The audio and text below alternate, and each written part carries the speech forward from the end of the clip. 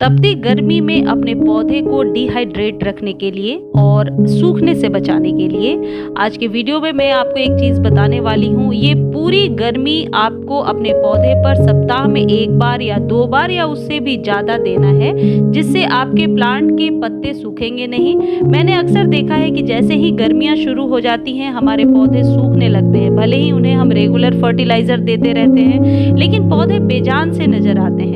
इसलिए मैं कुछ ऐसे ऑर्गेनिक फर्टिलाइजर को टाइम टू टाइम शेयर करती रहूंगी, जिसे आप फ्रिक्वेंटली वीक में 1 बार 2 बार या कभी चेंज करके उसके पानी को यदि यूज किया करेंगे तो उससे आपके पौधे स्वस्थ और हरे हरे नजर आएंगे। ये जो फर्टिलाइजर्स मैं आपको बताने वाली हूँ या आगे बताऊंगी, ये एकदम फ्री के हैं। मतलब जाहिर है हम इन्हें फेंक ही देते हैं, खाने के बाद स्टोर कभी नहीं करते हैं। इन्हीं में से एक फर्टिलाइजर है तरबूज। तरबूज तो गर्मियों में मुझे लगता है सभी घरों में खाए जाते हैं, लेकिन ये बताइए कि तरबूज के छिलके का आप क्या करते हैं खाने के बाद? मैं क्या करती हूँ आज मैं यही बताने वाली हूँ। तरबूज निकालने के बाद उसके छिलके को आप छोटे छोटे पीसेस में बना लीजिए। पहले मैं आपको ये बताती हूँ कि इसमें क्या पाया जाता है। तरबूज में पोटेशियम, विटामिन सी, विटामिन 6 और विटामिन ई जैसे गुण होते हैं, जो मानव शरीर के लिए और पौधों के लिए बहुत लाभकारी होते हैं। और सबसे अच्छी बात है, वो कहावत है, आम के आम और गुठलियों के दाम। तो आप तरबूज खा लीजिए और फिर उसके छिलके को आप कुछ यूं कट करके आप इसे 1 लीटर या 2 लीटर अकॉर्डिंगली जितना पानी आपको चाहिए, पानी में गैस पर आप 5 से 10 मिनट बॉईल कर लीजिए। बॉईल करने के बाद आप इसे किसी कंटेनर में 4 से 5 घंटे के लिए छोड़ दीजिए। छोड़ने के पीछे बस एक ही हमेशा मकसद होता है कि इसके अर्क को अच्छे से पानी में घुलने मिलने के लिए छोड़ दिया जाए।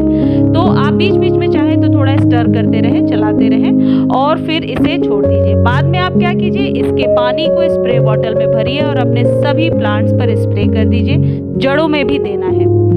अब आप ये सोच रहे होंगे कि उसके बाद जो ये तरबूज बच जाएगा क्या करेंगे? वैसे भी आप इसे फेंकने ही वाले थे, तो या तो आप इसे कंपोस्ट बिन में डाल दीजिए या फिर 2-3 बार यूज कर लीजिए। इसे आप डेली भी यूज करेंगे तो इसका कोई साइड इफेक्ट नहीं है।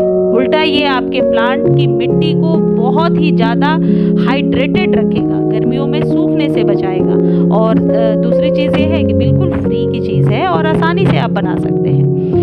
मैं तो 2-3 बार यूज़ करने के बाद ही इसे फेंकती हूँ या कंपोस्ट बिन में डालती हूँ। तो इस तरीके से आप इसे अपने सभी प्लांट्स की जड़ों में दे दीजिए। देखिए, एक इम्पॉर्टेंट बात मैं आपको बताती हूँ कि जो केमिकल फर्टिलाइज़र होते हैं उन्हें हम हमेशा 10 दिन, 15 दिन या 30 दिनों के गैप पर ही यूज़ करते हैं। लेकिन ये जो चीज़ें होती हैं, एक तो इनका साइड इफेक्ट नहीं है, दूसरी चीज़ ऑर्गेनिक है और तीसरी सबसे अच्छी चीज़ ये फ्री है।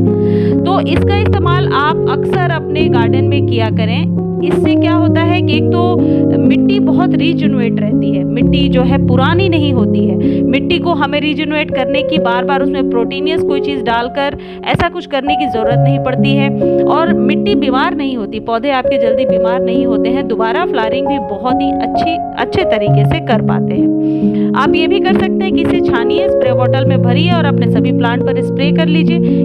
और इसे आप सुबह, शाम, दोपहर कभी भी कर सकते हैं। इंडोर और आउटडोर दोनों ही प्लांट पर कर सकते हैं। देखिए, जिस तरीके से मैं कर रही हूँ, मेरे पास किसी ने लिखा था कि मेरे जेरेनियम में बिल्कुल भी फ्लावरिंग नहीं हो रही है। देखिए, जेरेनियम वगैरह ऐसे पौधे हैं सालों भर चलते हैं, तो ज़्यादातर उन्हें ऑर्गेनिक फर्टिलाइज़र पे छोड़ना चाहिए। मैं ये नहीं कहती कि आप बीच बीच में डीएपी या और सारे खाद यूज़ ना करें, ज़रूर यूज़ करें।